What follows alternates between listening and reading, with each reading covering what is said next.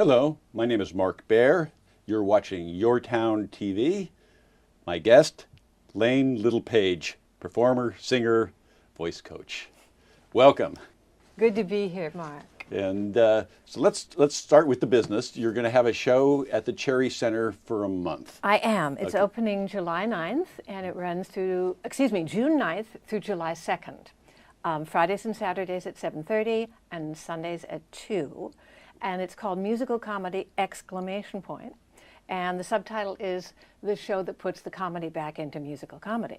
So it's going to be all funny songs from musical comedy, from music hall, from the concert stage, and from cabaret. So I hope people will just go out singing and enjoying and laughing and enjoying the fun of it. So how do you, when you curate a show, I guess curate would be the word. That's a good word. For that. Uh-huh. How do you look at material? Because again, it's humorous, but it's very, you're looking at the best material. How do you put this well, together? it's not only the best, it's things that I feel that I can do the best. Ah, okay. And also my accompanist, Barney Hulse, who participates, is going to sing. He's going to sing 2 solos, and then I have a guest artist, Cliff Berry, and he's going to join us in several songs too. So it's really what we can all do that I really like and that I really think is funny. And I love finding rarities that that appeal to me for one thing, well, in one way or another. And I have some rarities in the show that are really interesting and fun. I originally thought it was going to be about great musical comedians. But then I decided that was a little too narrow, but I do have material from some of the great old musical female comedians in the show. So we're talking Fanny Bryce, B. Lilly, we're talking... B. Lilly, Joyce Grenfell, Anna Russell. I have some actually songs of Flanders and Swan, that team, mid-century British team. We're doing 3 of their songs. I'm doing a B. Lilly sketch. And then a couple of rarities that I just fell in love with. Wow. So let's talk about you a little. So let's you grew up in Pacific Grove. You've been all over the world. Your career's taken you all over the world, but it started in Pacific Grove. It started in Pacific Grove, and then I went to college in San Francisco, and then I went to graduate school back east, and then I moved to New York City, and I was there for 20 years. And I trained as an actor and an opera singer. And I don't sing much opera anymore, but I've learned how to sing in different vocal styles, which is great fun for me. And because as a voice teacher and a voice coach, so tell me who your teachers are in New York at this time. My teachers in New York were classical music teachers. Marion Freschel, who was at Juilliard School, Martin Rich, who was an associate conductor at the Met, was one of my coaches. That's what I went to New York for acting and then also to study voice. So, how do you decide to go one way or another? How does that? How did your career take shape? Okay. After a while, and I did some opera tours and some small opera companies and some acting, I decided I wanted to write because I'd always written as a kid, and I spent several years in my last few years in New York writing, and I had a couple of novels published, and then I partnered with someone on a screenplay, a couple of screenplays. But then, when I moved back here to California, to my hometown, I knew I wanted to go back into performing. And I connected into the idea of doing a show about the great comedian Beatrice Lillie. And I put a show together in the late 1990s, and I ended up performing that all around the United States, in New York and over in Europe. And that kind of kicked me into the one-woman show cabaret type of performance, which gives the artist a great deal of control over what they're doing, and it also gives you control over, creating what you're doing what you want, doing when you want it. So that's how it all came around to me doing this show at the Cherry Center this summer. So it takes a career is interesting. It takes a long time to put all the pieces together to make them fit for your particular instrument. I think so. I've had different talents, and it's been, and I enjoy using all of them. So I really very, very much enjoy performing. It's great fun, and I love comedy, and I think I'm primarily, as a performer, a comedian. So comedy's hard. It's hard, but it's people say that, but it's not really hard. It comes from truth and timing and putting a tweak on things. And I learned a lot from Beatrice Lilly in my research about her and meeting people that she knew and watching her, how to surprise people. I mean, people laugh when they're surprised.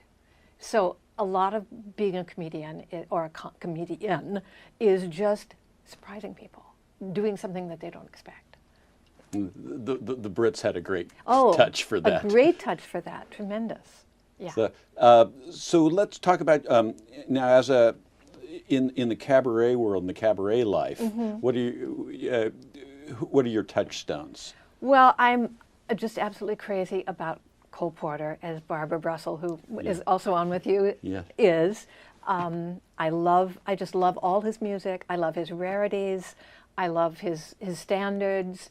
I got to know a lot about him because I was invited by his family to perform in his hometown of Peru, Indiana, on his birthday for the Cole Porter Festival a few years back. What a trip that was! That was awesome. So what was that day like? Who else was there? How was that? How did that work? He didn't have children. Right. He was married but didn't have children, and Linda. So the Cole family were his heirs, and his cousin Joey Cole Kubish is kind of his archivist and kind of organizes everything in the whole Cole Porter scene. If there's a Cole Porter musical produced, she's there to see it on opening night, and she's just an amazing woman. So I got to know her, and I got to know her family, and we stayed with them, actually, myself and my accompanist and the other person in the show, which was really great. So that must have been a bit of a thrill. It was a big thrill. I loved it. It was wonderful. What is it about a Cole Porter lyric that sets it apart? Gosh, he was really one of a kind. He and Noel Coward were the two biggies who wrote their own lyrics and their own music. Yes. The thing about Porter was he had this very sensitive artist soul. He was always yearning for something, and that comes through his music. He was a yearner, yes. But he also had this wonderful acid humor and wit. His songs cover two complete dynamics. These crazy, witty, funny, sophisticated songs, and these from the heart ballads that I think people just fall in love with. Yeah, and he was able to do them both and keep that simplicity. Yes. And just that kind of sophistication in the lyric is. Do you think that can come back? How do you see that coming in for the future? He was classically educated at Yale, and then he studied classical music in Paris. So he had a background that a lot of people, and back then at Yale, they really taught you the classics. I mean, that's all they did. So he had a background in history of literature and music that it's kind of hard to duplicate today, I think. I just don't, sometimes they're one-of-a-kind people who come along, and you just, their kind never comes again, really. And we spoke about Ira Gershwin as well, Ira who Gershwin had and Ira Gershwin had that kind of background as well. He was fascinated by Gilbert and Sullivan. I mean, that was his first influence. Yeah. And then he just kind of took off on his own, and they were this, of course, great songwriting team. And again, they wrote passionate from the heart songs, and they wrote funny, delightful, charming songs. Yeah, it's. I mean, this stuff. It just really. It's a treasure. It is a national treasure. And I'm sure you have the experience of letting people hear it for the first time very often, probably at this point. Yes, sometimes. Although the people that do come to see my shows, usually that's what they love, and that's not really that available out there anymore for people to see live. That's probably true. Often anymore. People don't have your skill set anymore. Well, some people do. Some people do, but I mean, you have a rare skill set now. I mean, being in the high-low world. Yes. Classically trained, and then the cabaret. The cabaret. Those are and comedy. And comedy. So that's. Yeah, I'm a divergent person. What can I but say? that's a beautiful combination. Yeah, I guess. Anyway, it is me. Let's talk about the Cherry Center a little. I mean, so as we said, it's got 49 seats. It's high sloped with a big stage. It's got a wonderful atrium. It's in the middle of town that you can drive and park your car. Yes. And I always feel very, very smug when I go there because I go, look where I live. Oh, right, we have this. I go, look where I live, where I can go to this little place. That we have this. At the show is at 7:30, and I'm having dinner at 7:15. I say, oh, and I tell my wife, because my wife never goes out after dark. I go to these things. I see. And it's 7:15, and I can get there by 7:30 and park and be there and walk in and still have time to say hello. Yes. And do this. I mean, through a beautiful gallery into this lovely. It's a where does this unusual exist? Space. I don't know. But it certainly is here. Yeah. It certainly is here. The executive director, Robert Reese, does an incredible job of running it, and all the art shows in the beautiful gallery and the shows in the theater. And it's just a one-of-a-kind place. It's beautiful. And again, I want to give a shout out to they have a terrific board. Yes, they have a new board, a very hard-working board. As you live here, you appreciate these things. Right. Because some boards show up and some don't. No, this is a hard-working board. You see them at any gala that they have. The board is there. The board's working. Right, so I think they need a little love. A little love. I'm glad you gave it to them. That's so well deserved. That's really good. So and let's talk about coaching a little bit. I've been teaching voice for the last 20 years. I'm both a voice teacher, so I teach vocal technique, and I coach people in their performance and their singing.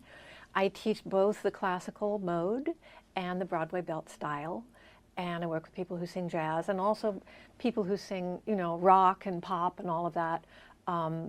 Really, it's a matter of their basic vocal health and certain simple things that they need to do. But then there are several distinctive vocal styles that are different styles of production. So I work with people depending on what they want to do. In some people I work on both styles when they're young. I work both Broadway and classical because it's healthy for the voice. I tend to have a lot of young students, and some of them are in New York right now. Starting to do some great things. So are you based in both places? What's your situation? I live here full time. Okay. Full time. For a while, I lived for 20 years in New York, and then I lived part time in New York and part time here. But now I'm here full time. Okay. So carry on with the students. Okay. Anyway, some of them are in New York and starting to do some wonderful things. So that's really exciting. So that's another part of the career. It's. So you've carved out a niche for yourself, and one of the things that I'm particularly interested in is how a working artist, a career artist, manages a career that goes with them in their life, that ages as they age, that lasts as they last, and that you're still working. Right. We want to be working to the last day. And using all our talents. And yes. I mean, how often have you seen where they stop? Oh, a lot of opera singers retire and just go teach. But I always did other things than sing opera and classical music. So I have other things that I do, obviously. Writing. So let's talk about writing a little. I had 2 novels published while I lived in New York, and then I collaborated with someone on a couple of screenplays, and a couple of those were optioned but not made. And then writing is kind of what I have put into the shows up until recently, but I wrote another novel, and I went back to my old agent, and I just actually mailed the manuscript off to her because she likes to read it on a page. So that's another part of my life that I've gotten back into. Do you do genre or literary fiction, or what's your...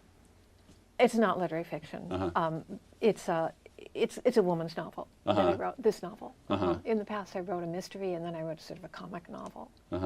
And let's touch on your roots in comedy. So comedy. Who do you look at in comedy? Beatrice Lillie, of course, was a tremendous influence in doing the show about her. Other people that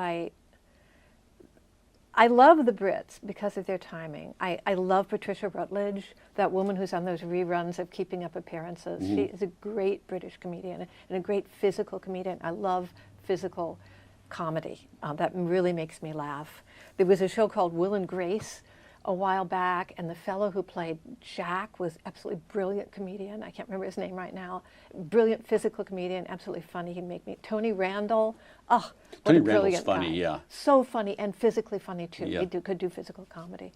You just kind of watch and worship of these people's talent. It's funny that I'm a big Al Franken fan, and watching him in Congress, and he was talking about summing up his fellow congressmen after having a life in comedy. He goes, all these guys can talk. He says it's just so rare that any of them know how to do anything physical. Oh, I see, with their bodies. They don't know how to do any of that physical comedy, any of that physical communication. Yeah. And I guess it's a different skill. And it's a language. Physicality is a language. I've been a student of Charlie Chaplin and Buster Keaton. Oh, sure. And watching that physicality, watching comedy that's silent, watching them how they figure out a gag and how they set it up and do it and then pace it out. It seems it's so difficult. It's complex, and it comes from a long tradition. Comes from a long tradition. It does. I think you got to have an instinct for it, though. I think you can't. It's not something you can train yourself. You can try to polish yourself, but I think you got to have the instinct, or you don't have. Is it of the times, or is it? I mean, is there always physical comedy, or is there sometimes physical comedy in the zeitgeist and not? I think there's always physical comedy. You think there's always physical comedy? I mean, physical comedy really gets you because you can see it. You don't need language. You don't need line timing. You don't need anything like that. Somebody does this pratfall, or they think a window's open and it's closed, and it's funny. It's just funny. Yeah, I mean, Buster Keaton's really funny. And he never reacted. Yeah, he deadpanned. He deadpanned, and that was so funny. Yeah, exactly. So I look at these, because I'm very interested in art and modernism, and so we're looking turn of the century when everything happened. Yes. That changed the world. Right. And film, and we still look at all these. We still look at all the art as new, and yet cinema was happening at the same time. Yes. And somehow in our minds, that looks so old. Yes, it does look old. But it's if somehow if you can strip your thinking and realize that this is still very new modern art. Yes, it is. It gives them their kind of just due, and it's still teaching. It is. It's still things. So we're going to take a short break. Before we leave this up, again, reiterate those dates for the Cherry Center. Okay, Cherry Center, June 9th through July 2nd at the Carl Cherry Center in Carmel. Saturday, Sunday nights at 7:30. Friday, Saturday nights at 7:30, and Sunday at 2. Okay. I'm with Layne Littlepage. I'm Mark Baer. This isn't enough. I'm coming back for another segment. We're going to do another segment. Oh, that'll be nice. We'll be right back.